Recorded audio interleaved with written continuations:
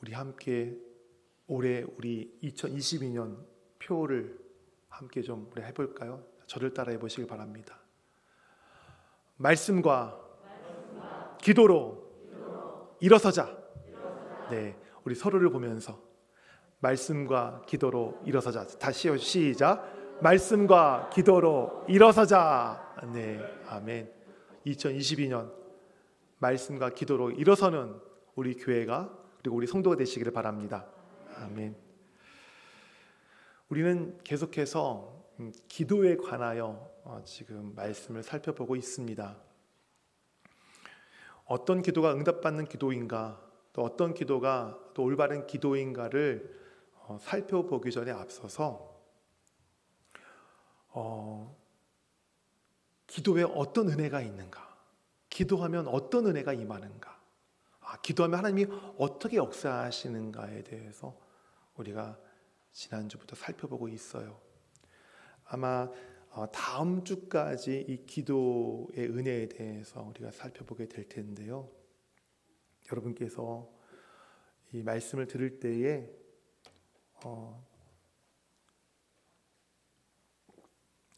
듣고 끝내지 마십시오. 듣고 끝내지 마십시오.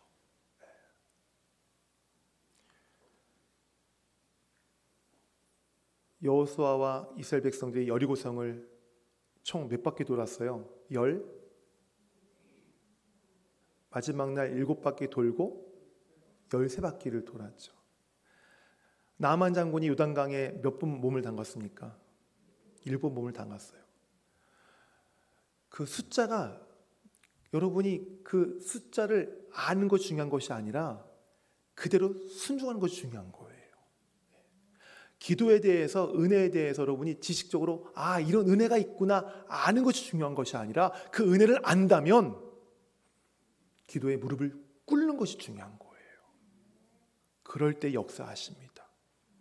아무리 우리가 여리고성 13바퀴 돌았어, 나만 장 7번 몸을 담갔어, 그것으로는 우리가 하나님의 능력을 체험할 수 없어요. 직접 내가 요단강에 7번 몸을 담그는 순종, 내가 직접 여리고성을 13바퀴를 도는 그 순종의 자리로 나가야 그 하나님 말씀하신 능력들이 여러분에게 임하게 되는 것이에요. 그러므로 말씀을 듣고 기도의 무릎으로 나가시는 여러분 되시기를 바랍니다. 저는 하나님께 기도할 때마다 간구하는 것이 한 가지 있어요. 물론 많은 것들이 있지만 그 중에 특별히 간구하는 것이 있습니다. 그것은 하나님, 우리 교회가 한 영혼, 주께서 말씀은 한 영혼이 천하보다 귀하다고 말씀하셨는데 그 한 영혼의 마음을 치유하고 회복시키는 교회가 되게 해주십시오 라는 기도를 드리고 있어요. 한 영혼. 그 한 영혼은 부모가 될 수 있고요, 그 한 영혼은 자녀가 될 수 있어요.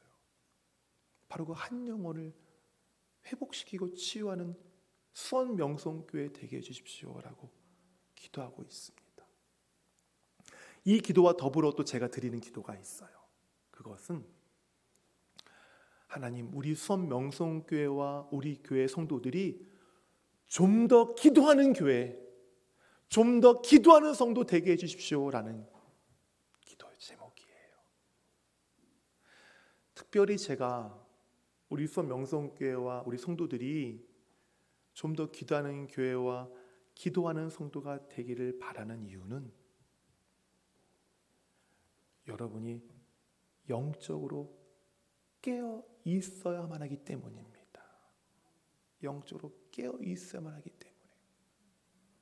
이 세상에서 영적으로 깨어 있어야만, 교회가 영적으로 깨어 있어야만, 여러분이 영적으로 깨어 있어야만 교회다운 교회와 그리스도인다운 그리스도인으로서 이 세상에 살아갈 수 있기 때문이에요.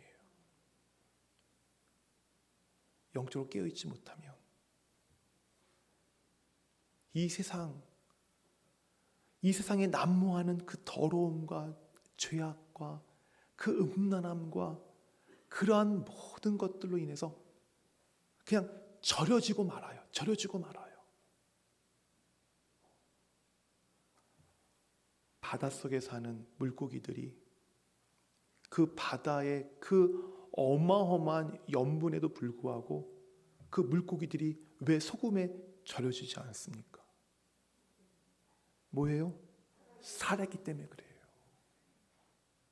그리스도인이, 교회가 영적으로 깨어 있으면 세상에 절여질 수 없어요.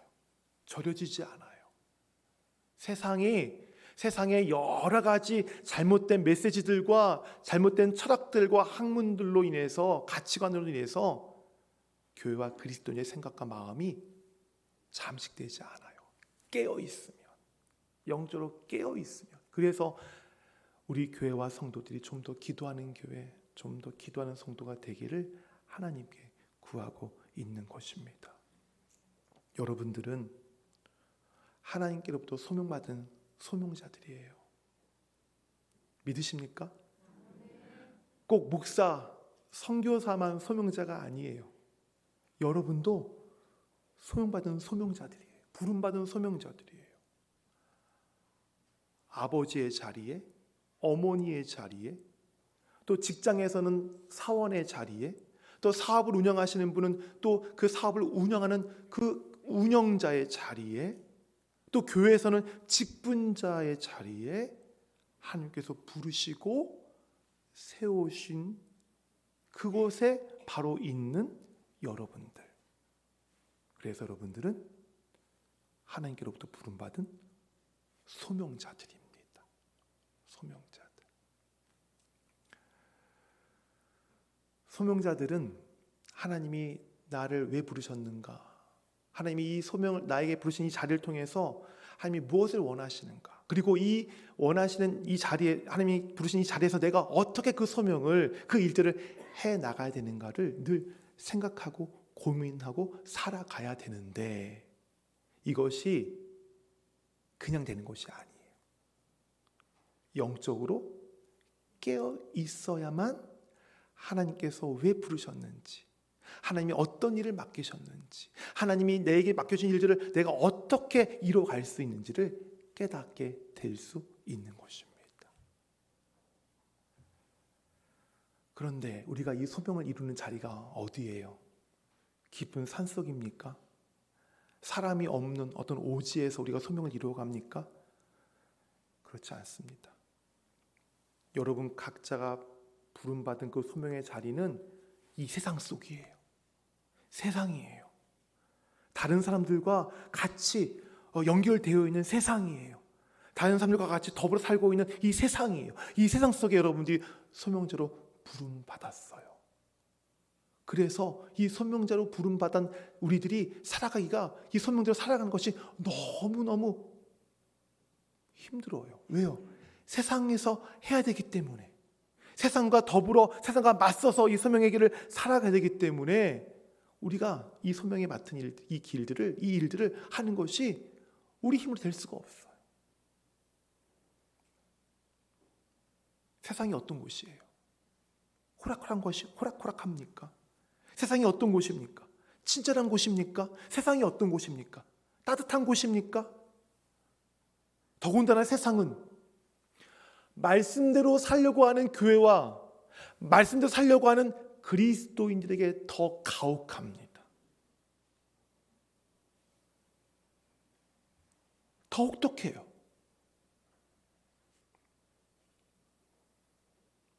세상이 교회와 그리스도를 어떻게 겹겹이 에워싸고 있는지, 마치 여러분 엘리사가 있는 도단성을 에워쌌던 아람 군대의 그 말씀 생각납니까? 그 장면 생각나세요? 엘리사가 있는 사마리아에 있는 도단성을 아람 군대가 겹겹이 둘러쌌어요. 병거와 군사들과 그 말들을 가지고 겹겹이 그 도단성을 둘러쌌어요. 마치 그렇게 세상이 그리스도인들과 교회를 둘러싸고 있어요. 이러한 상황 속에서, 이러한 현실 속에서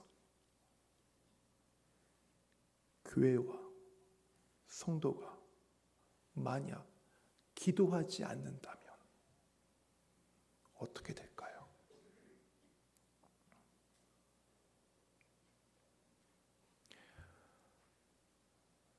엘리사의 사환이 아침에 일어나 보니까 도단성을 에워싼 아람 군대의 모습을 보았습니다. 그리고 그가 절망합니다. 우리가 어찌하여야 합니까? 절망합니다. 좌절합니다.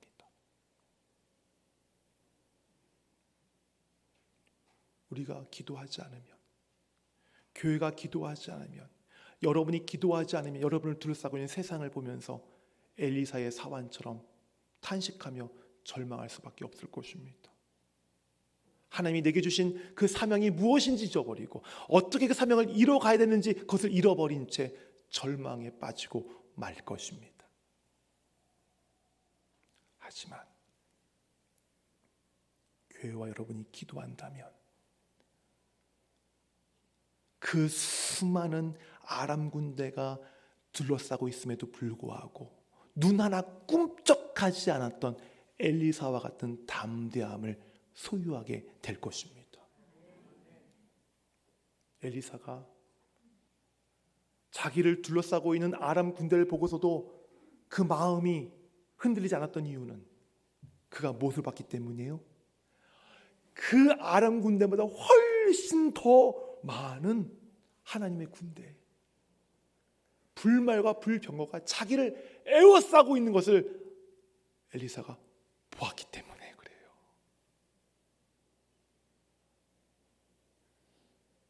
엘리사가 그것을 그냥 보았습니까? 아니요. 그가 그것을 볼 수 있었던 이유는 그가 기도하는 사람이기 때문에 볼 수 있었던 것입니다. 성도 여러분 믿으시길 바랍니다. 기도하는 자에게 하나님은 그 눈을 열어주셔서 엘리사가 보았던 그 불말과 불병거를 보는 역사를 여러분에게 보여주실 것입니다. 기도하는 자에게 하나님은 영을 맑게 하세요. 영을 맑게 하시고 그리고 영안을 통하여서 내 앞에 놓여있는 인생의 그 문제 어려움만 보는 것이 아니라 그 뒤에 있는 불말과 불병거를 나의 눈으로 보게끔 하십니다. 또 그것뿐입니까? 기도하는 성도에게 하나님께서는 온갖 세상에 난무하고 있는 그 많은 그 메시지와 많은 철학과 학문 가운데에서 무엇이 참된 진리이고 무엇이 거짓인지를 구별할 수 있는 분별력도 하나님께서 허락해 주십니다. 어떻게 할 때요? 여러분이 하나님께 엎드려 기도할 때 하나님께서 그렇게 일하십니다. 그렇게 일하시는 여러분, 그렇게 일하시는 하나님을 기대하는 여러분 되시길 바랍니다. 아멘. 그러면 우리가 하나님께 무릎 꿇을 때에 우리를 위하여 일하시는 하나님은 어떤 분일까를 한번 생각해 봤으면 좋겠어요. 오늘 말씀을 보세요. 우리 같이 읽을까요? 14절과 15절 말씀. 하나님이 이르시되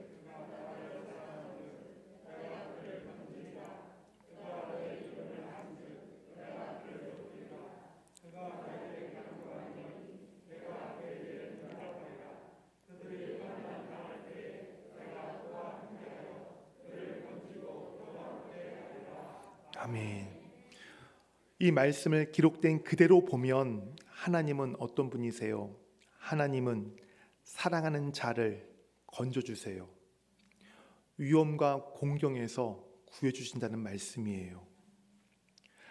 하나님은 또 그 이름을 아는, 하나님의 이름을 아는 자들을, 다시 말해서 하나님과 가까운 친밀한 나눔을, 교제를 갖고 있는 그 백성들에게 어떻게 하세요? 그를 높여주세요. 이 말은 안전하고 강하게 만들어주신다는 거예요. 또 하나님은 어떤 분이세요? 간구할 때에 그 간구에 응답하세요. 또 하나님 어떤 분이세요? 환난 당할 때에 그 환난 속에서 그 하나님께 간구하는 자들을 사랑하는 자들을 하나님이 건져주시는 거예요. 외면하지 않고, 그 부르짖음을 외면하지 않고 하나님이 구해주시는 분이에요. 얼마나 놀라운 하나님이십니까? 정말 놀랍지 않으세요? 하나님의 모습이 정말 은혜롭지 않아요? 그런데 여기서 한 걸음 더 나가면 하나님에 대한 더 큰 은혜를 발견할 수 있어요. 그 은혜가 무엇인가 하면 바로 이거예요. 하나님은 우리가 간구할 때에, 우리가 부르짖을 때에 우리에게 응답하시고 높여주시는 분인데, 이거예요. 우리가 간구할 때에, 우리가 간구했을 때 비로소 그때 우리에게 응답하시려고 준비하시는 분이 아니라, 우리가 간구하기도 전에 이미 모든 것을 다 세팅해 놓고서, 다 준비해 놓고서 우리가 간구하면 주시려고 기다리고 계신 분이에요. 여호와 이레. 할렐루야, 아멘. 그분이 바로 우리 하나님이라는 얘기가 바로 이 말씀에 내포되어 있어요.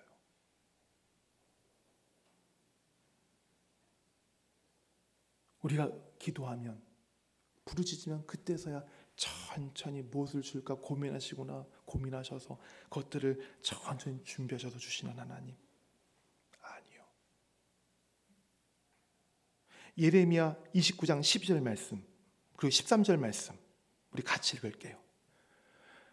너희가 내게 부르짖으며 내게 와서 기도하면 내가 너희들의 기도를 들을 것이요 너희가 온 마음으로 나를 구하면 나를 찾을 것이요 나를 만나리라. 아멘.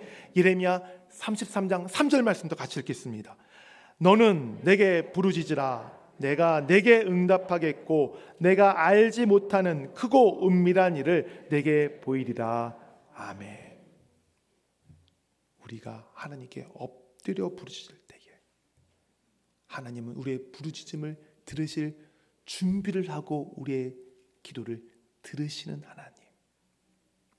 우리가 하나님께 구하면 하나님은 우리를 만날 준비를 다 갖춰 놓으시고 우리를 기다리시는 하나님. 우리가 간구하면 놀랍고 비밀한 일을 보여주시기 위해서 모든 것을 이미 다 끝내 놓으시고 그것들을 우리에게 보여주실 때까지 보여주시기를 원하시는 하나님.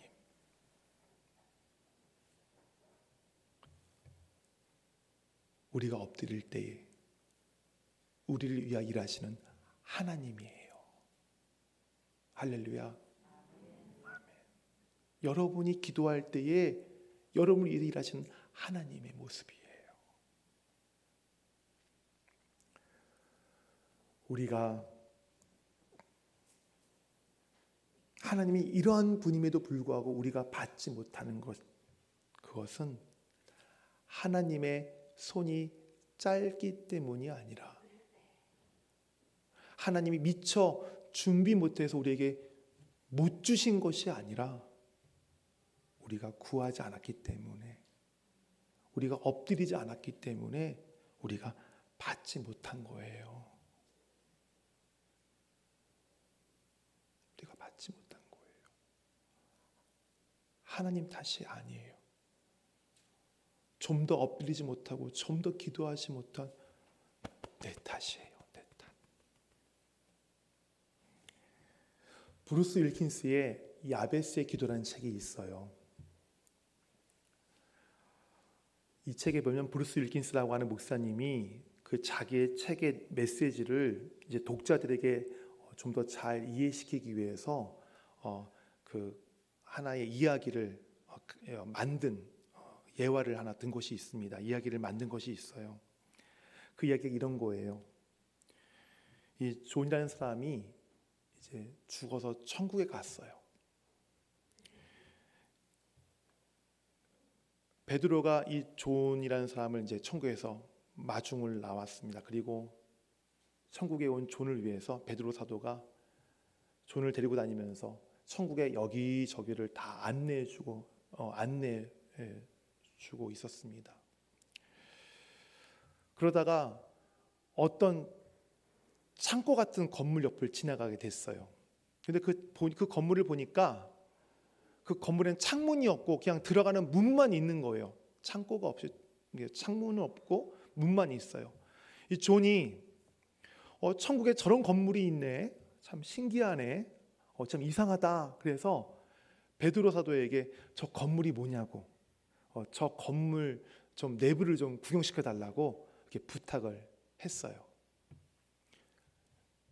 브루스 윌킨스가 지은 얘기예요.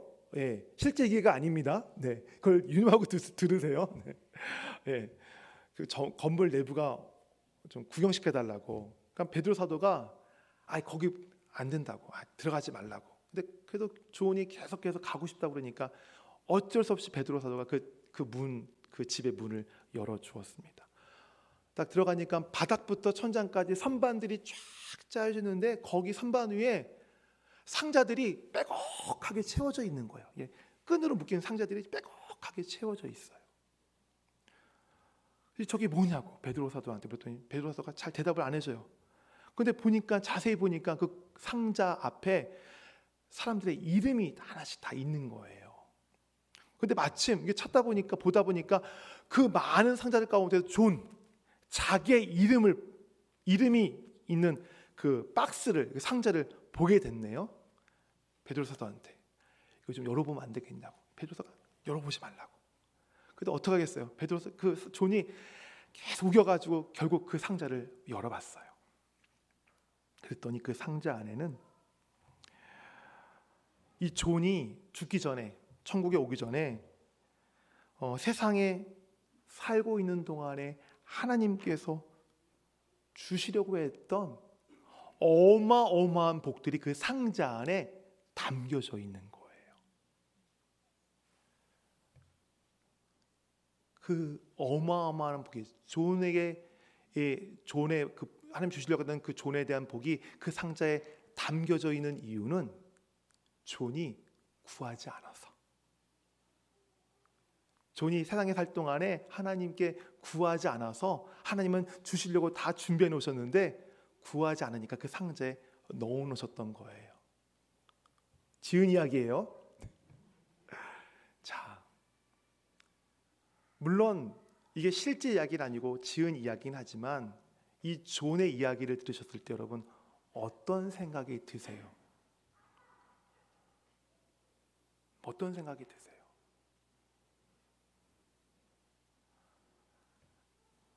하나님은 구하라, 찾으라, 두드리라, 그리하면 구할 것이요, 얻을 것이요, 열릴 것이라고 약속하셨는데 그 약속을 의지하지 못하고 하나님께 구하지 못한 지난 날의 여러분의 시간들이 너무 후회스럽지 않으세요?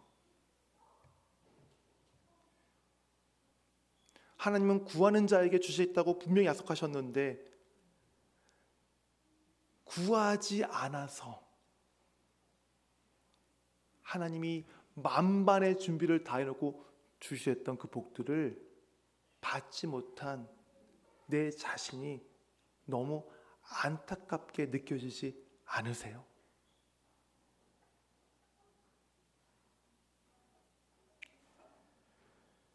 하나님은 우리에게 복을 주시려고 하시는 분이에요. 믿으십니까? 복을 뺏으려고 하는 분이 아니라 어떻게 해서든 복을 하나라도 더 주시려고 하시는 분이에요. 더 주시려고. 가장 좋은 것으로 주시려고 하시는 분이에요.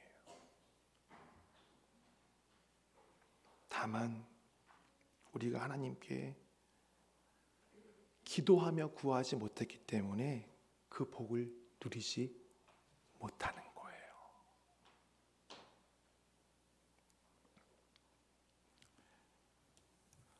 브루스 윌킨스가 지은 이야기긴 하지만 만약 이러한 상자가 천국에 있다면, 여러분의 상자가 천국에 있다면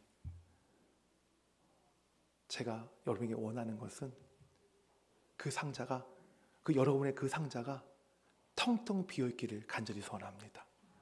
무슨 의미인지 모르시죠? 지금 아멘 못하신 분들은 그게 무슨 의미인가 지금 헷갈리셨어요. 지금 어떤 의미예요? 하나님께 다 구해서 그 상자에 남겨둘 만한 복이 없도록 이 땅에 살아가시는 동안에 하나님께 날마다 구하고 찾고 두드리라고 드리는 말씀이에요. 그래서 여러분이 구할 때마다, 찾을 때마다, 두드릴 때마다 하나님께서 다 주셔서 여러분 이름 적힌 상자가 텅텅 비어 있기를 간절히 소원합니다. 이제 아시는군요. 의미를 하셨어요.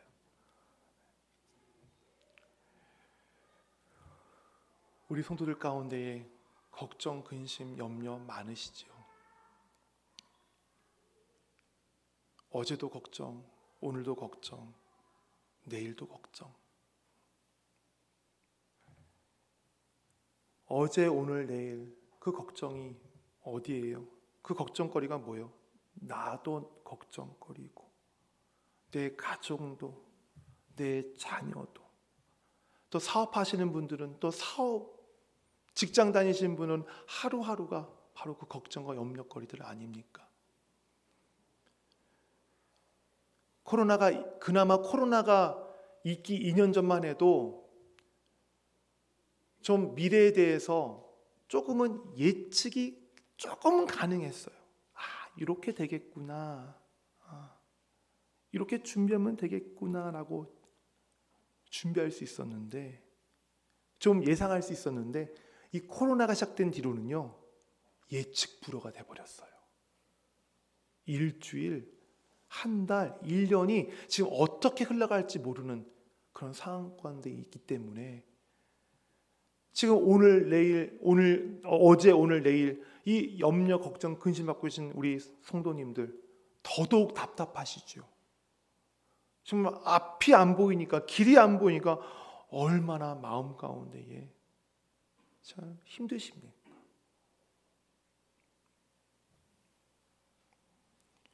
길이 보이지 않으십니까? 걱정거리로 지금 마음이 녹초가 되었습니까?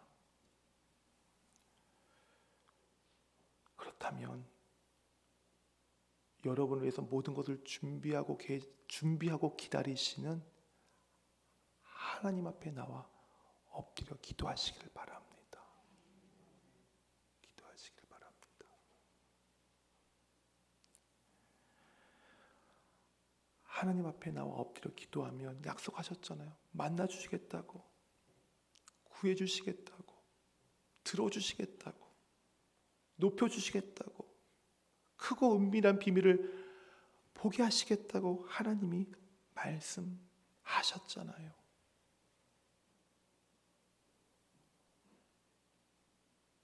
계속해서 말씀드리지만 이 땅을 살아갈 때 가장 지혜로운 사람이 어떤 사람이에요?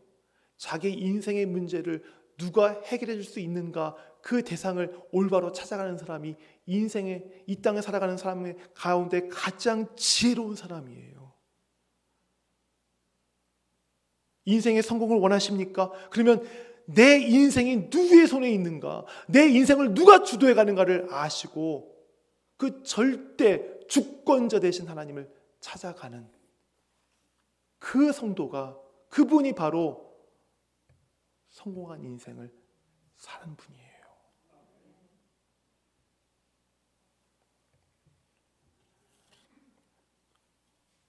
지난 주일 설교 때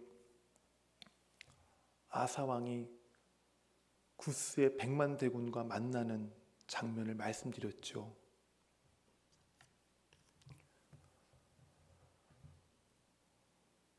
아사왕이 구스의 100만 대군과 만났을 때 그가 해야 할 일은 무엇이었습니까? 100만 대군이 침공하니까 그것 때문에 절망하고 도망가고 식음을 전폐하고 끙끙 앓아눕는 것이 그가 해야 할 일이었습니까? 아니면 얼마 되지 않은 병사들을 가지고 나가서 어떻게든 싸워서 이겨보려고 고민하는 것이 그가 해야 될 일이었습니까? 그 어느 것도 아니었어요. 100만 대군이 이스라엘을 침공했을 때, 유다를 남유다를 침공했을 때 아사 왕이 해야 될 일은 하나님께 엎드리는 것이었어요. 엎드렸을 때 어떻게 했어요? 하나님이 아사 왕을 도우셨어요. 그 인생의 문제로부터 해결을 주셨어요. 승리를 주셨어요. 저는 상상해 봅니다. 구스 군대가 100만이 아니라 200만이었다면, 300만이었다면, 400만이었다면, 그보다 더 많은 군대였다면, 그때도 아사왕이 하나님께 엎드렸을 때 하나님은 어떻게 하셨을까? 어떻게 하셨을까요? 물론 하나님께서 아사왕에게, 엎드린 아사왕에게, 하나님께 엎드린 아사왕에게 승리토록 하셨을 줄 믿습니다.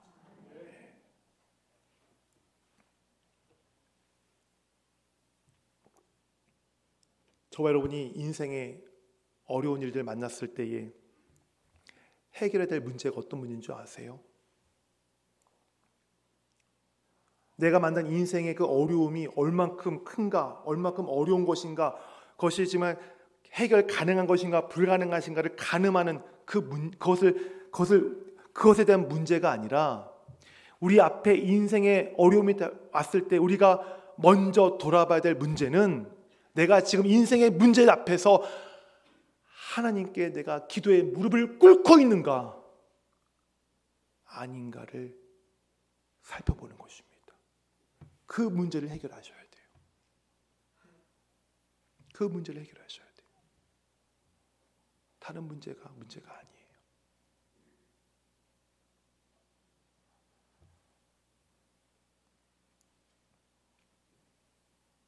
여러분이 정직하게 하나님을 해결자로 인정하고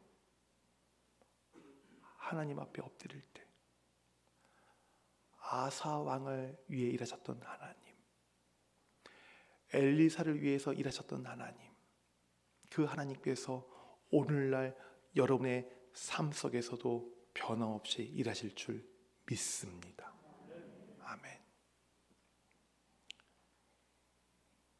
그래서 오늘 하나님께서는 변함없이 하나님께서 여러분의 삶 가운데에 여전히 여러분을 위해서 일하실 것을 약속하시면서 오늘 시편 말씀을 여러분 주고 계세요. 이 말씀을 오늘 여러분이 들으신 하나님의 음성으로 들으시길 바랍니다. 우리 같이 읽겠습니다. 다시 읽을게요. 14절과 15절 말씀. 하나님이 이르시되 그가 나를 사랑한즉 내가 그를 건지리라.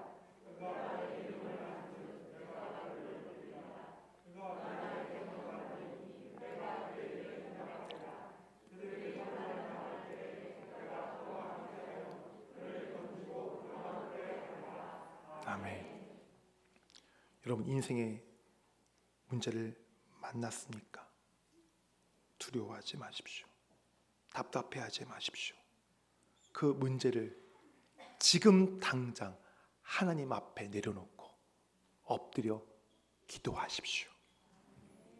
기도하며 선포하십시오.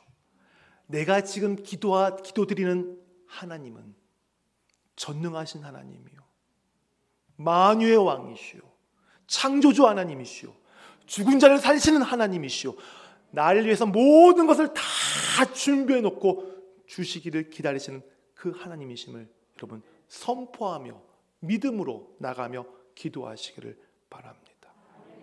이렇게 선포한 믿음으로 나가며 기도의 무릎을 꿇는 우리 성도들의 삶 속에서 여러분을 위해 일하시는 하나님의 그 역사하심이 증거될 것을 믿습니다. 우리 함께 찬양하기를 원하는데요, 오늘 우리가 함께 불렀던 찬양이에요. 우리 가사가 이렇죠. 우리가 알지만 날이 저물어갈 때, 빈들에서 걸을 때, 그때가 하나님의 때, 내 힘으로 안 될 때, 빈손으로 걸을 때 내가 고백해 여호와 이래. 주가 일하시네, 주가 일하시네, 주께 아끼지 않는 자에게 주가 일하시네, 주가 일하시네, 신뢰하며 걷는 자에게. 이 가사 가운데 제게 정말 너무나 마음에 와닿았던 가사가 이 부분이에요. 주가 일하시네, 주가 일하시네, 주께 아끼지 않는 자에게, 주께 아끼지 않는 자에게, 주 앞에서 기도의 무릎을 아끼지 않는 자에게, 주 앞에서 기도의 눈물을 아끼지 않는 자에게, 주 앞에서 기도의 시간을 아끼지 않는 자에게 주께서 일하십니다. 이 믿음을 가지고, 이 확신을 가지고 이 찬양을 우리 주님께 올려드리기를 원합니다.